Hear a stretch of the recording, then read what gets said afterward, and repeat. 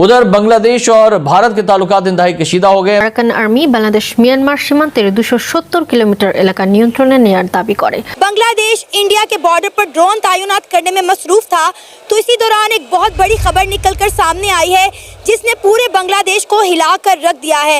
बांग्लादेश की neighbour country Myanmar ने बांग्लादेश के 271 किलोमीटर के बॉर्डर पर कब्जा कर लिया है। अराकान आर्मी एक बुद्धिस्ट आर्मी है और they are dead against these Rohingyas, तो बिल्कुल भी उनको ये पसंद नहीं है। तो अब बोल रहे हैं कि भाई यहाँ पर भी राह की साजिश हो रखी है, तो यहाँ पर मैं एक ही चीज बोलूंगा, भाई क्यों ना हो। और मुसलमानों को नुकसान पहुंचा रहे हैं और इसके पीछे इंतहा पसंद हिंदू तंजीमें हैं। बहुत खुजली है, इनके खाज मिटाते हैं बांग्लादेशियों के अभी, ठीक है, डायरेक्टली अपने दादा से जी, बाप तो पाकिस्तान है इनका डायरेक्टली अपने दादा से पंगा इनको ले लिया, अब दादा की लाठी। ये जो रेबेल ग्रुप्स है इन सबको कुछ दिन पहले, करीब हफ्ते 10 दिन पहले, ये दे वर देयर इन दिल्ली, और दिल्ली में उनके साथ मीटिंग्स वगैरह हुई हैं। जो इंडिया के एक्सपोर्टर्स हैं उनका बेसिकली ये कहना है कि बांग्लादेश को एक्सपोर्ट्स करने का अब कोई फायदा नहीं, बिकॉज वहां पर से जो पेमेंट की कोई भी गारंटी हमें नहीं मिल रही है। आस पड़ोस में उन्हें कोई पता नहीं है कि भारत क्या चीज है, हमने भारत के साथ किस तरह डील करना है, हमें बनाने के लिए भारत ने क्या किया था। हाँ, ये डेफिनेटली है कि भाई ये जो बांग्लादेश के जो नए नए खिलाड़ी हैं जो बातें करते थे, तो अब उनको जरूर धक्का लगा है कि साहब कि अब हमें जो है एक बॉर्डर मैनेज करना पड़ेगा। आपको पता है कि इंडिया की आईटी सेक्टर क्यों डेवलप हुआ? इसलिए डेवलप हुआ कि अमेरिका ने इंडियंस के लिए पाबंदी लगा दी आईटी सेक्टर की वीजा पर। उन्होंने बेंगलोर में इंडस्ट्री डेवलप कर ली, वो आज इतनी बड़ी इंडस्ट्री है कि उन्होंने तबाही फेर दी। हम लोग पहले ही बस्ती की जिंदगी जी रहे हैं, अब इस पे बजाय ये कि हम लोग मतलब अपने आप को यूनाइट करके एक नेशन के तौर पे सामने आए, हम लोग बिल्कुल अजीबोगरीब हरकतें करेंगे तो यकीनन हम लोग और पीछे। महाजरीन भारत के अंदर बैठे हैं, ये डॉक्टर यूनुस साहब को कोई अंदाजा नहीं इस चीज का, कोई अंदाजा नहीं। सार्क कंट्री का उन्होंने बिल्कुल आपकी बात ठीक है, ब्लैकमेल करने के लिए उन्होंने ताश का पत्ता फेंका है, इसके अलावा इसकी सूरतें इसके बारे में कुछ। और फिर साथ ही उसमें वो कहते हैं कि ये पॉसिबल नहीं है, भारत और पाकिस्तान के रिलेशनशिप की वजह से सार्क आगे ग्रो ही नहीं कर पाया। डॉक्टर यूनुस साहब बड़े पढ़े लिखे बंदे हैं, मेरे ख्याल में तो पूछना चाहिए कि सार्क कंट्रीज के हालात क्या है, जरा देखें तो सही, जरा गिन के वो जो 7 कंट्री हैं उनके इकोनॉमिक हालात देखें, पॉलिटिकल स्टेबिलिटी देखें, और फिर उसके बाद बताएंगे ये 7 कंट्री दुनिया को क्या दे सकते हैं, क्या ले सकते हैं। ये बहुत बड़ा क्वेश्चन है। उनमें से ज्यादातर कंट्रीज के अंदर जो चीजें कॉमन है, यहां तो लूली लंगड़ी डेमोक्रेसी है, करप्शन उन पे सारे 7 कंट्रीज में टॉप पर है, और कुछ कंट्रीज के अंदर दहशतगर्दी है। इन सर्कमस्टांसेस में पहले अपना, अब कहते हैं अपना बैक होम करें, अपने गिरेबान में झांकें और फिर कोई ना कोई ऑर्गेनाइजेशन बनाने की कोशिश करें। उन्होंने डॉक्टर यूनुस साहब को चाहिए सबसे पहले तो अगर रिफॉर्म करनी है तो रिफॉर्म जल्दी से जल्दी करके इलेक्शन की तरफ जाएं, और सबसे बड़ा वहां पे जो उनका कॉटन का बिजनेस था वो तो भारत जा रहा है। इन्फ्लेशन अगले दिन उसकी रिपोर्ट आई है 11.8% बढ़ गया।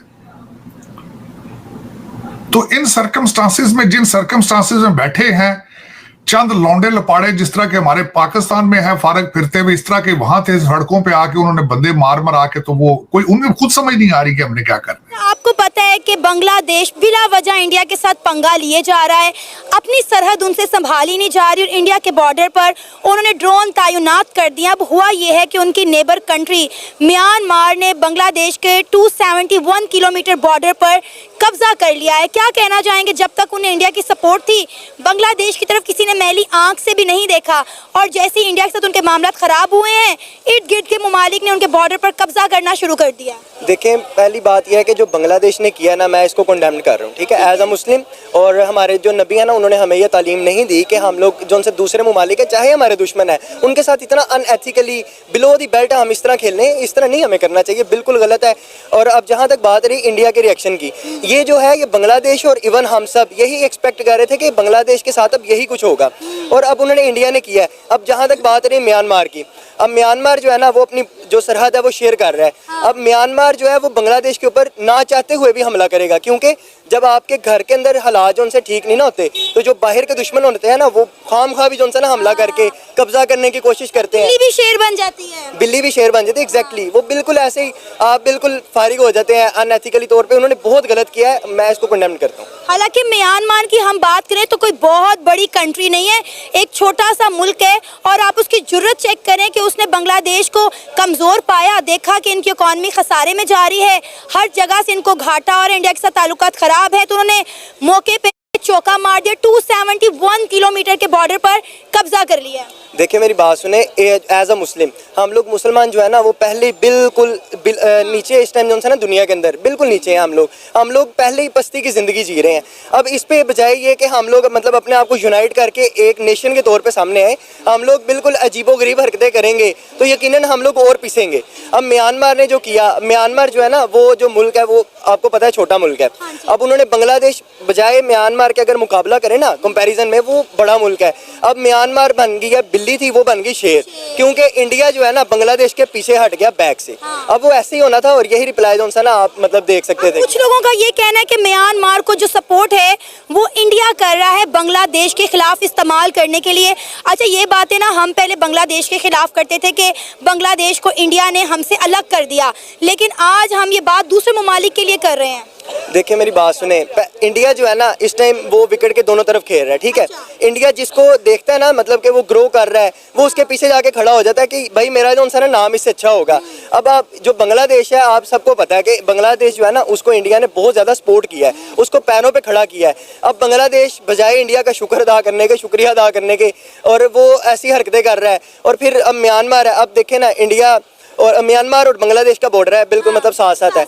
अब बांग्लादेश को जो उनसे सबक सिखाने के लिए इंडिया कुछ ना कुछ तो करेगा। अब वो बिलो द बेल्ट हरकतें करेगा ऐसी और बैक फुट पे जाके खेलेगा। अब उन्होंने सहारा लिया म्यांमार का और इस तरह उन्होंने हमला कर दिया बांग्लादेश पे। आपको लगता है कि बांग्लादेश की इतनी अहमियत, इतनी जुर्रत उनमें इतनी है, उनकी औकात है कि वो इंडिया के साथ लड़ सकें?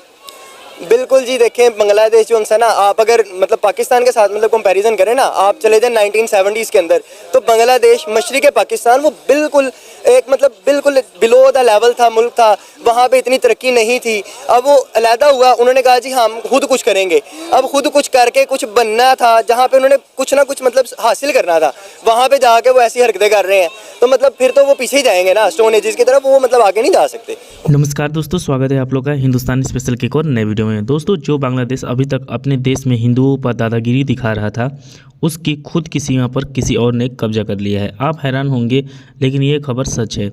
म्यांमार के एक जातीय सशस्त्र समूह ने बांग्लादेश की सीमा से लगे एक प्रमुख क्षेत्र पर पूरी तरीके से कब्जा कर लिया है।